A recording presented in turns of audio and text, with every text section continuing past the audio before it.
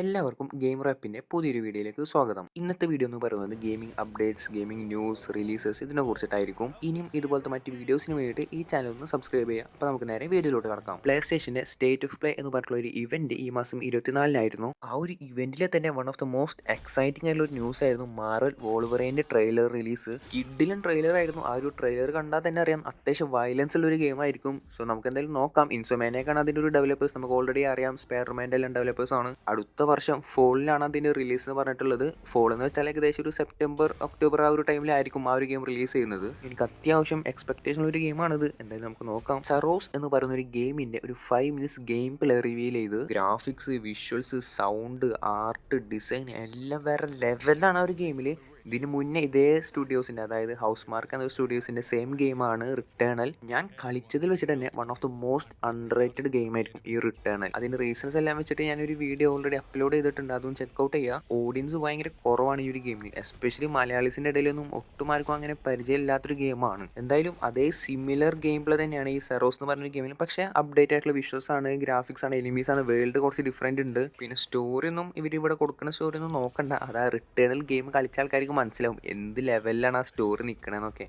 പിന്നെ ഇതിൻ്റെ ഒരു മെയിൻ ക്യാരക്ടറിൻ്റെ പേര് അർജുൻ ദേവരാജ് എന്നാണ് കൊടുത്തേക്കുന്നത്. ഒരു ഇന്ത്യൻ ക്യാരക്ടറാണെന്ന് തോന്നുന്നുണ്ട്. എന്തായാലും നമുക്ക് ഗെയിം ഇറങ്ങണ പക്ഷം നോക്കാം. ആൻഡ് ഈ ഒരു ഗെയിം റിലീസ് ചെയ്യുന്നത് മാർച്ച് 20, 2026. ഈ ഒരു രണ്ട് ന്യൂസാണ് ഇതിനെ ഏറ്റവും കൂടുതൽ എക്സൈറ്റ് ചെയ്തത് ഈ ഒരു ഇവന്റിൽ. അത് കൂടാതെ ബാക്കി കുറച്ച് ന്യൂസ് ഉണ്ട്, അതെല്ലാം നമുക്കൊന്ന് പെട്ടെന്ന് നോക്കാം. ബാറ്റിൽ ഫീൽഡ് 6ന്റെ ഒരു പുതിയ ട്രെയിലർ റിലീസ് ചെയ്തിട്ടുണ്ട്. മൈക്രോസോഫ്റ്റിന്റെ ഫ്ലൈറ്റ് സിമുലേറ്റർ എന്ന് പറയുന്ന ഒരു ഗെയിം ഡിസംബർ 8 പ്ലേ സ്റ്റേഷനിൽ വരുന്നുണ്ട്. ഓൾറെഡി ഈ ഒരു ഗെയിം നവംബർ 2024 വിൻഡോസിലും എക്സ്ബോക്സിലെല്ലാം റിലീസ് ചെയ്തിട്ടുണ്ട്. പക്ഷേ പ്ലേ സ്റ്റേഷനിൽ ഈ വർഷമാണ് റിലീസ് ചെയ്യുന്നത്.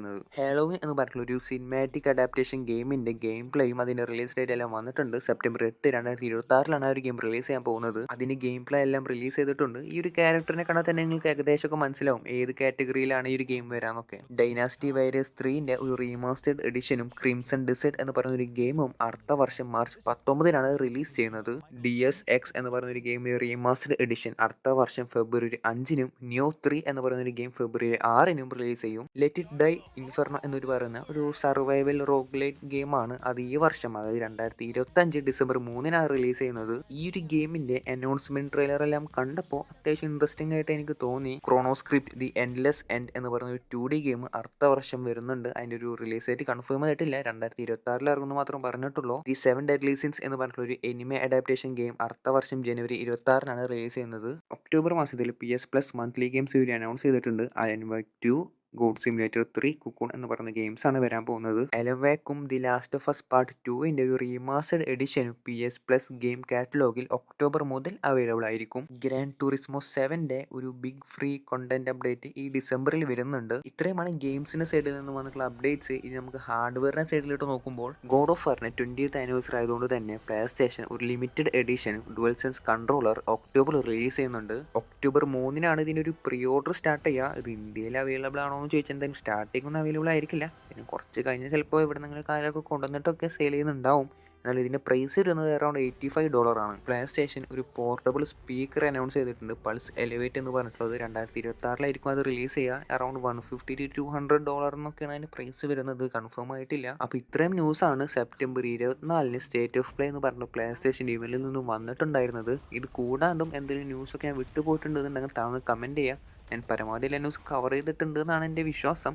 അതല്ല എന്തെങ്കിലും വിട്ടു പോയിട്ടുണ്ടെങ്കിൽ താങ്കൾ കമൻറ്റ് ചെയ്യുക. അയാനിയോ പോക്കറ്റ് എയർ മിനി എന്ന് പറഞ്ഞിട്ടുള്ള ഒരു റെട്രോ ഗെയിമിംഗ് കൺസോളും അടുത്ത വർഷം മാർച്ച് റിലീസ് ചെയ്യുന്നുണ്ട്. കാണാനൊക്കെ അത്യാവശ്യം നല്ല ഭംഗിയുണ്ട്. ഞാൻ അതിൻ്റെ സ്പെക്കെല്ലാം മേലെ കൊടുക്കാം. ഇതൊരു റെട്രോ ഗെയിമിന് വേണ്ടിയിട്ടുള്ളതാണ് മെയിനായിട്ട്. അറൗണ്ട് ഒരു $69 to $100 ആണ് ഇതിൻ്റെ ഒരു പ്രൈസ് വരിക. ഇത് ഇന്ത്യയിൽ അവൈലബിൾ ആണോ എന്ന് ചോദിച്ചാൽ ഇതുവരെ എന്തായാലും അതിൻ്റെ ന്യൂസ് ഒന്നും വന്നിട്ടില്ല. നമുക്ക് നോക്കാം. ലെനോവോ ലീജൻ ഗോ 2 റിലീസ് ചെയ്യുന്നത് ഒക്ടോബറിലാണ്. എനിക്ക് തോന്നുന്നത് ഏകദേശം റോഗ് എക്സൈൽ റിലീസ് ചെയ്യുന്ന ടൈമിൽ തന്നെയാണ് ഇതും റിലീസ് ചെയ്യുന്നത്. അതിനൊരു കോമ്പറ്റീഷൻ കൊടുക്കാനായിരിക്കാം അവർ ഈ ഒരു സമയത്ത് തന്നെ ഇത് റിലീസ് ചെയ്യുന്നത്. ഇതിൻ്റെ പ്രൈസ് വരുന്നത് ഏകദേശം $1049 ആണ്.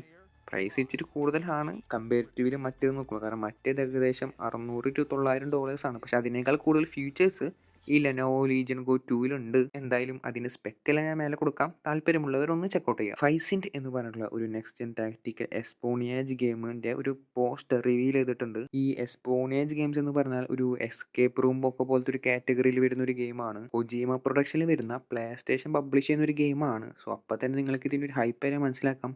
ഇപ്പോൾ ഇതിൻ്റെ പോസ്റ്റർ മാത്രം റിവീൽ ചെയ്തിട്ടുള്ളൂ. എന്തെങ്കിലും ന്യൂസ് കിട്ടുന്ന പക്ഷം നിങ്ങളെ അറിയിക്കാം. ഗോസ്റ്റ് ഓഫ് സുഷിമയിൽ ചില സ്പെസിഫിക് ആയിട്ടുള്ള പ്ലാറ്റിനം ട്രോഫീസ് ഏൺ ആയിട്ടുള്ള പ്ലേയേഴ്സിന് ഈ ഡിസംബർ 31 മുമ്പായിട്ട് ഏൺ ചെയ്തിട്ടുള്ള പ്ലേയേഴ്സിന് കുറച്ച് ഫ്രീ മെർച്ചൻഡൈസ് എല്ലാം അവർ കൊടുക്കുന്നുണ്ട്. ഇത് പ്ലേ സ്റ്റേഷൻ ഒരു പുതിയ പ്രോഗ്രാമാണ്, ഫ്രാഞ്ചൈസ് റിവാർഡ് പ്രോഗ്രാം എന്ന് പറഞ്ഞിട്ട്. സ്റ്റാർട്ടിങ്ങിൽ ഇപ്പോൾ ഗോസ്റ്റ് ഓഫ് സുഷിമയിൽ മാത്രം വന്നിട്ടുള്ളൂ.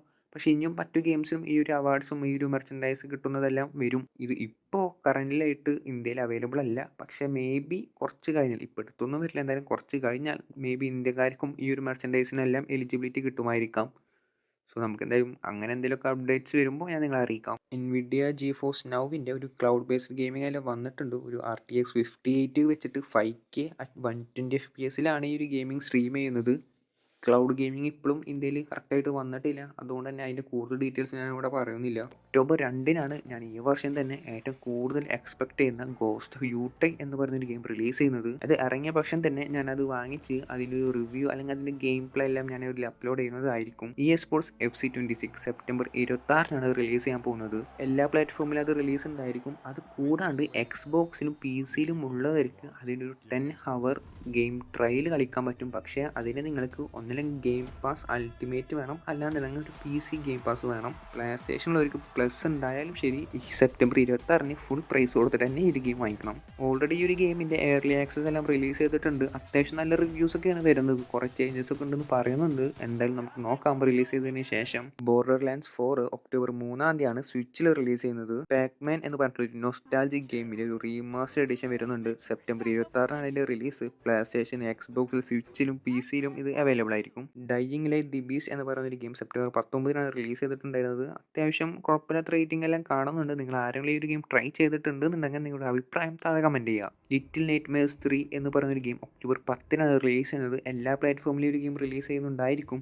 ഞാൻ ഇതിന് മുന്നത്തെ ഗെയിംസൊന്നും കളിച്ചിട്ടില്ല. അങ്ങനെ ആരെങ്കിലും കളിച്ചവരുണ്ടെന്നുണ്ടെങ്കിൽ താഴെ അവരുടെ അഭിപ്രായം കമൻറ്റ് ചെയ്യുക. അപ്പോൾ ഈ ഒരു വീഡിയോ ഇവിടെ അവസാനിക്കുകയാണ്. എനിക്ക് കിട്ടിയ ഒരു ഇമ്പോർട്ടൻ്റ് ആണ് അല്ലെങ്കിൽ ഷെയർ ചെയ്യണമെന്ന് തോന്നിയ കുറേ ന്യൂസ് അപ്ഡേറ്റ്സ് ഞാൻ ഇതിൽ ഇൻക്ലൂഡ് ചെയ്തിട്ടുണ്ട്. ഇത് കൂടാണ്ട് നിങ്ങൾക്ക് എന്തെങ്കിലും ന്യൂസ് അപ്ഡേറ്റ്സ് ഒക്കെ അറിയാനുണ്ടെങ്കിൽ താഴെ ഒന്ന് കമൻറ്റ് ചെയ്യുക. വീഡിയോ ഇഷ്ടപ്പെട്ടാൽ ലൈക്ക് ചെയ്യുക, പറ്റുകയാണെങ്കിൽ ഒന്ന് സബ്സ്ക്രൈബ് കൂടി ചെയ്യുക. അപ്പോൾ ഓക്കെ.